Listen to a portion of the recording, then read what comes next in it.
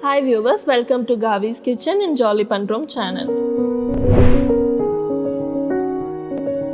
இன்னைக்கு நம்ம பண்ண போற டிஷ் பாத்தீங்கன்னா பன்னீர் கேஷ்யூ கிரேவி.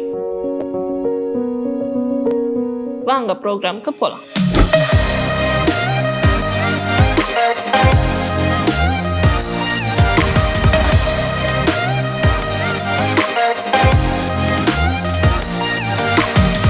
பன்னீர் கேஷ்யூ பண்ணுறதுக்கு தேவையான பொருட்களை இப்போ பார்க்கலாம்.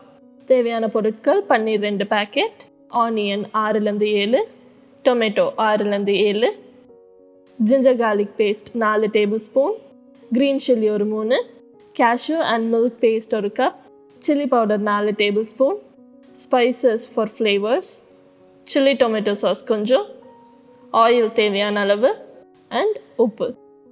ஸோ இப்போ நம்ம ஆனியன் அண்ட் டொமேட்டோஸை சின்னதாக கட் பண்ணிக்கலாம்.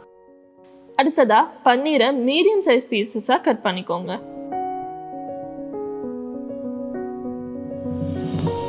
இப்போ மெயினான பொருட்கள்லாம் ரெடி ஆயிடுச்சு. நெக்ஸ்ட் சப்போர்ட்டிங் இன்க்ரீடியன்ட்ஸ் ரெடி பண்ணலாம் வாங்க. இப்போ நம்ம கேஷ்யூ பேஸ்ட் ரெடி பண்ண போகிறோம். அதுக்கு ஒரு பவுலில் கேஷ்யூஸ் எடுத்துக்கிறோம் அண்ட் இன்னொரு பவுலில் கொஞ்சம் மில்க் எடுத்துக்க போகிறோம். இது ரெண்டுத்தையும் நம்ம மிக்சியில் போட்டு அரைச்சோன்னா நம்மளுக்கு கேஷ்யூ பேஸ்ட் ரெடி ஆகிடும். வாங்க இப்போ நம்ம குக்கிங் ப்ராசஸ்க்கு போகலாம். இப்போ நம்ம பன்னீரை ஃப்ரை பண்ண ஒரு நான்ஸ்டிக் பேன் எடுத்துக்கிறோம். இப்போது தேவையான அளவுக்கு எண்ணெய் எடுத்துக்கிறோம். எண்ணெய் சூடானதுக்கப்புறம் பன்னீரை ஃப்ரை பண்ண போகிறோம். பன்னீரை ரொம்ப டீப் ஃப்ரை பண்ண வேணாம், பன்னீர் சாஃப்டாகிற அளவுக்கு ஃப்ரை பண்ணால் போதும். இப்போ பார்த்தீங்கன்னா நம்மளுக்கு பன்னீர் நல்லா ஃப்ரை ஆயிடுச்சு. இதை ஒரு தனி பிளேட்டில் எடுத்து வச்சுக்கிறோம். அடுத்ததாக நம்ம ஆனியன், பட்டை, லவங்கம், கிராம்பு எல்லாத்தையும் போட்டு நல்லா ஃப்ரை பண்ண போகிறோம்.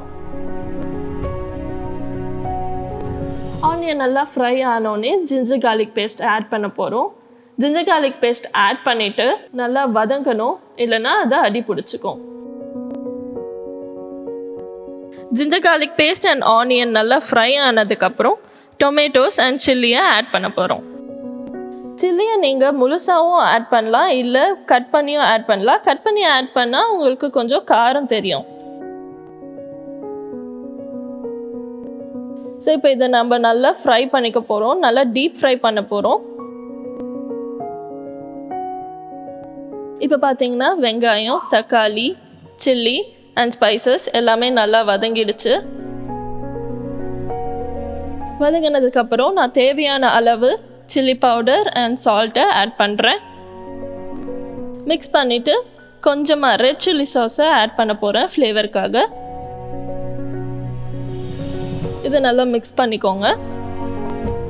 இப்போ இதெல்லாம் நல்லா வதங்கிடுச்சு. இப்போ நம்ம 4 glasses ஆஃப் வாட்டர் ஆட் பண்ண போகிறோம். வாட்டரை ஆட் பண்ணதுக்கப்புறம் நம்ம கிரேவியை நல்லா கொதிக்க விடணும். பார்த்தீங்கன்னா கிரேவி நல்லா கொதிச்சிருச்சு. இப்போ நம்ம கேஷ்யூ பேஸ்ட் ஆட் பண்ணலாம்.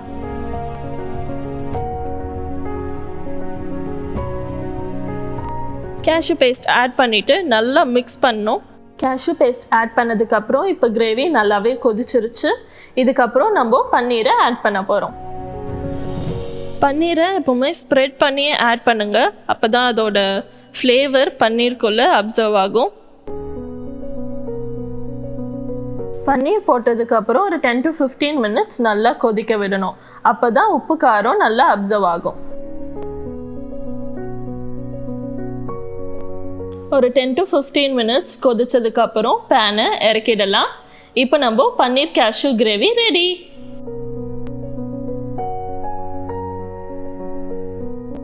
என்ன வியூவர்ஸ், இந்த டிஷ் ரொம்ப ஈஸியாகவே இருக்கும்னு நினைக்கிறேன். கண்டிப்பாக வீட்டில் இந்த டிஷ்ஷை ட்ரை பண்ணுங்கள்.